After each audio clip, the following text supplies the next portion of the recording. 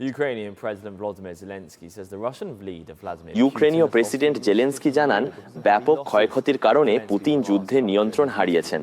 মঙ্গলবার ফক্স নিউজকে দেওয়া এক সাক্ষাৎকারে তিনি এই মন্তব্য করেন। যুদ্ধ শুরুর সময় যখন পুতিন বলেছিলেন যে তিনি 2-3 দিনের মধ্যে আমাদের দখল করে নেবেন, এখন আমরা একটি দুর্দান্ত সামরিক প্রযুক্তি শিল্প গড়ে তুলেছি। আমাদের আছে 500টি কোম্পানি যাদের খুব শক্তিশালী প্রযুক্তি রয়েছে এবং আমাদের সৈন্যরা ফ্রন্ট লাইনে রয়েছে। এখন পুতিন প্রতি মাসে 30,000 সৈন্য হারাচ্ছেন। এটা অনেক বড় খুব বেশি ক্ষতি।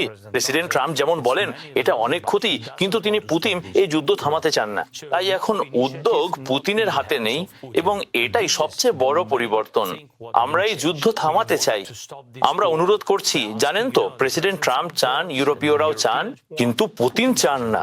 আমরা প্রতিদিন এই যুদ্ধ বন্ধ করার জন্য বারবার আবেদন জানিয়ে আসছি, অন্তত কিছু সময়ের জন্য হলেও যুদ্ধবিরতির আলোচনা করতে এবং কূটনীতিকদের আলোচনার সুযোগ করে দিতে, কিন্তু পুতিন তাতে মোটেও রাজি নন।